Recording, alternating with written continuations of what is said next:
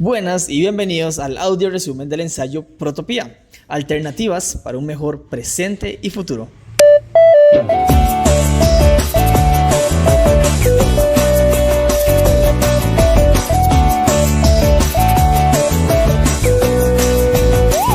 Hoy nos metemos de lleno un texto que es pura dinamita.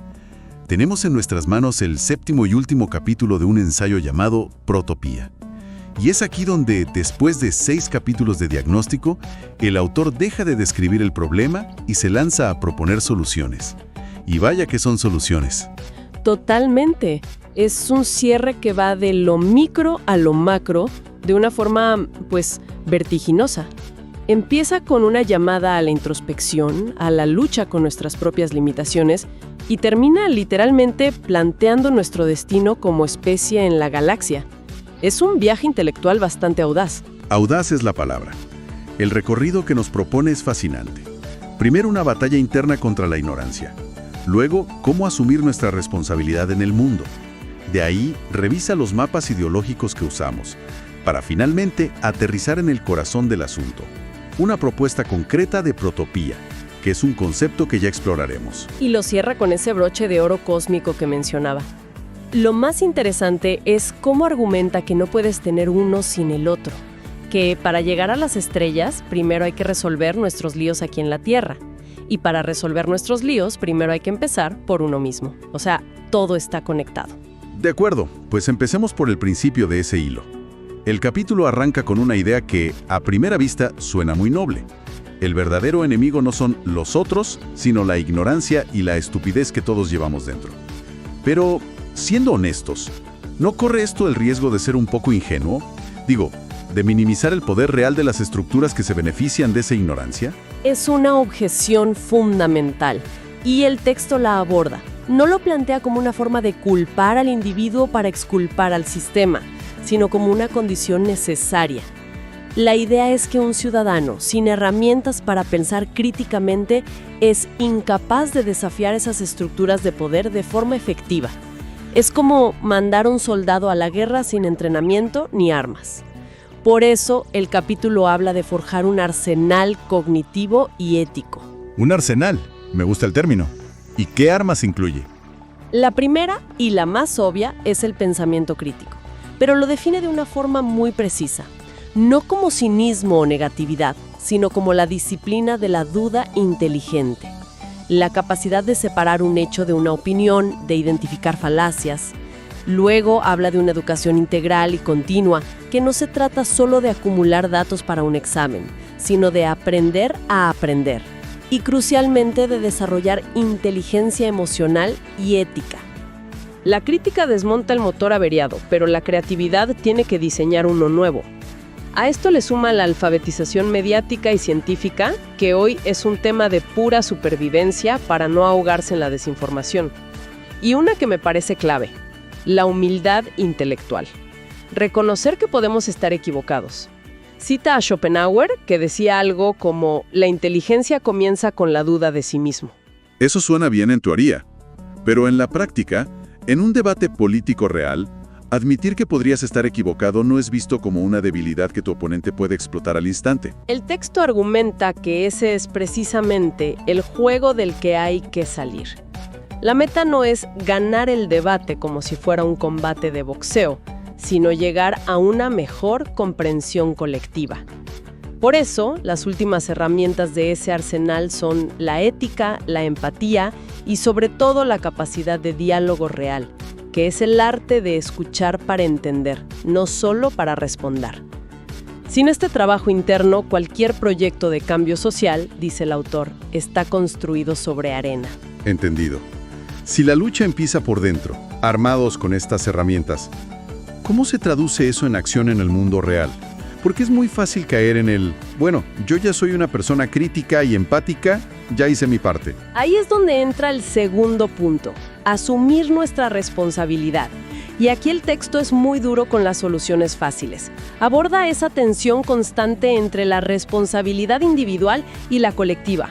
Critica cómo el sistema a menudo promueve la idea de responsabilidad individual. Recicla tus botellas, compra productos orgánicos, como una forma de desviar la atención de las fallas estructurales. Claro, el clásico «la culpa es tuya por no esforzarte más», que ignora que el tablero de juego está inclinado. Precisamente. Pero la propuesta no es eliminar la responsabilidad individual, sino conectarla inseparablemente con la colectiva. La responsabilidad individual es cuidar tu salud, educarte, ser un buen vecino. Pero la responsabilidad colectiva es entender que incluso el acto más simple, como comprar un teléfono, nos conecta a una red global con consecuencias enormes. El texto da ejemplos muy gráficos sobre esto, ¿verdad? Sí, y son brutales. Habla del cobalto extraído en condiciones infrahumanas en el Congo que termina en nuestras baterías, o de la ropa baratísima que compramos, fabricada por mano de obra explotada en Bangladesh. Nos define con una frase muy potente: somos cómplices y víctimas al mismo tiempo. Disfrutamos de los beneficios de un sistema que a su vez nos precariza y destruye el planeta del que dependemos. Esa frase de cómplices y víctimas es muy buena. Te saca de cualquier posición cómoda. Es una sensación bastante paralizante, de hecho.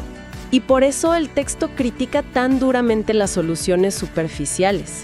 Dice que comprar un coche eléctrico, mientras las minas de litio destruyen ecosistemas, no es una solución. Es solo cambiar el problema de sitio.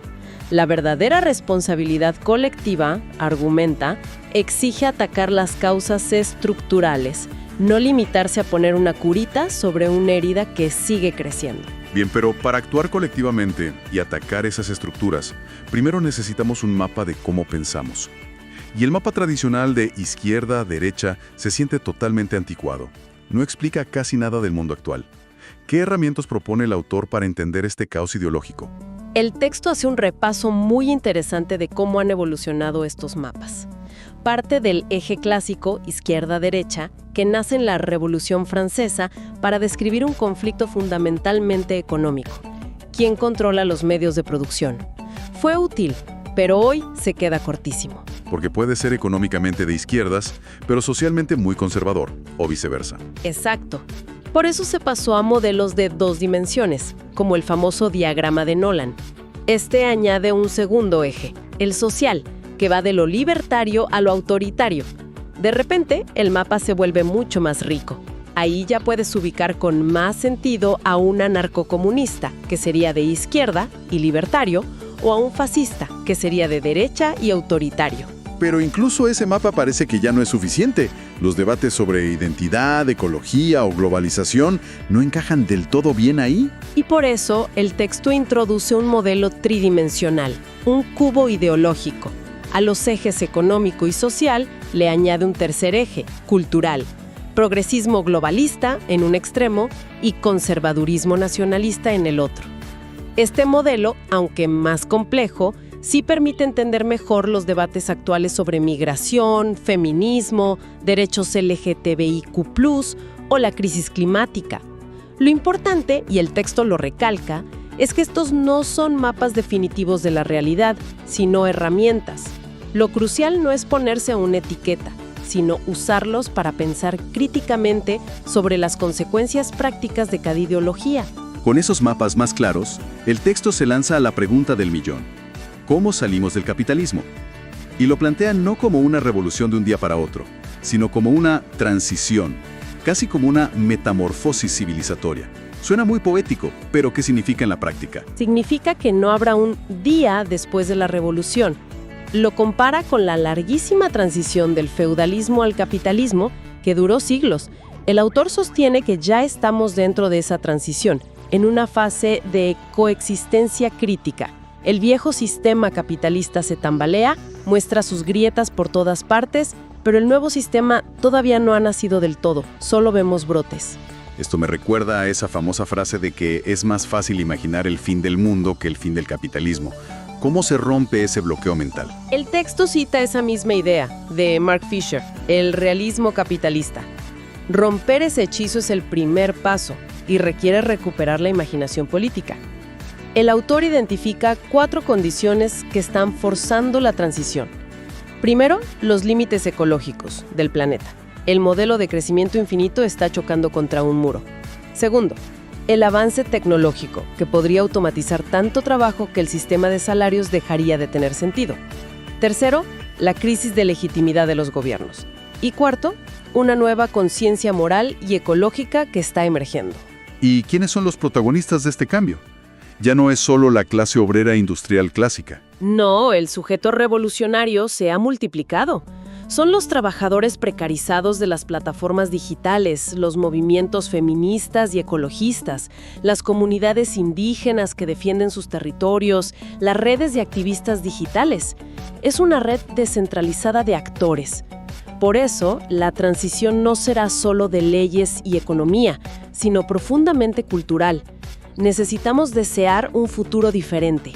Y menciona el movimiento cultural Solarpunk como un ejemplo de cómo imaginar un futuro sostenible que no solo sea justo, sino también vibrante, tecnológico y hermoso. De acuerdo, llegamos al corazón de la propuesta. El autor le pone un nombre: Protopía. Antes de meternos en las medidas concretas, aclaremos el término.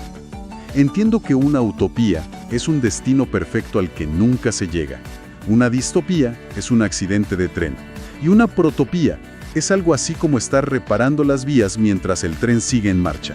No es glamuroso, pero cada día avanzas un poco y evitas el desastre. Es una buena analogía. Es una analogía perfecta. El concepto es del futurista Kevin Kelly, y esa es la esencia. Una protopía no busca la perfección, sino la mejora gradual, constante y acumulativa. Su lema sería: mejor un 1% cada día que todo o nada de golpe.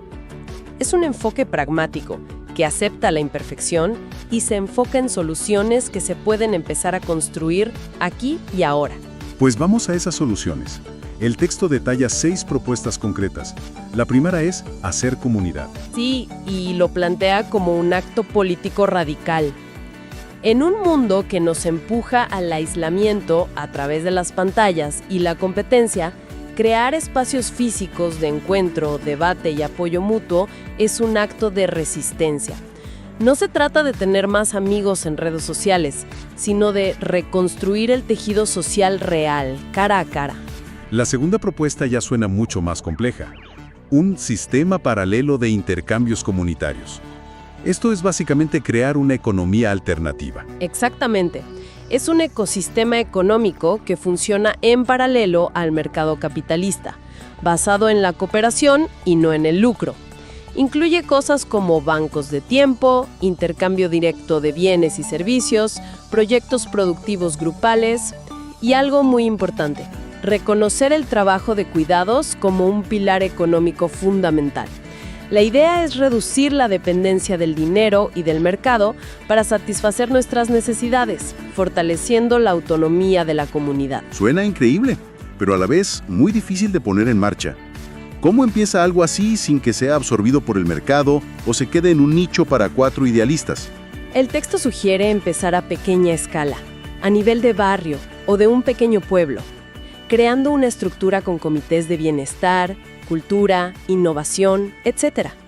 No es un plan para reemplazar el capitalismo mañana, sino para empezar a construir una alternativa resiliente desde abajo. Y esto conecta directamente con la tercera propuesta: cooperativas y empresas gestionadas por sus trabajadores. Democratizar la economía desde adentro. Eso es, si la comunidad es la base social, las cooperativas son la base económica. La idea es simple: quienes producen, deciden. La propiedad es colectiva, la gestión es democrática y los beneficios se reinvierten en la propia comunidad laboral o en proyectos sociales.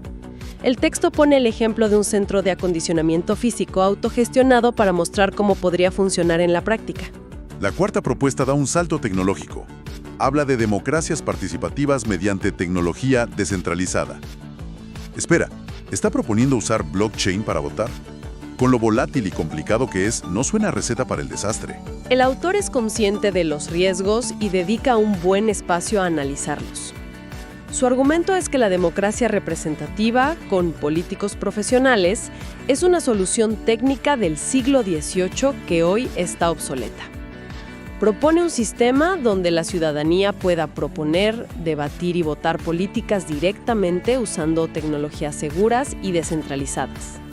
Para la ejecución, en lugar de políticos, habría equipos técnicos seleccionados por sorteo entre la población, como en la antigua Atenas.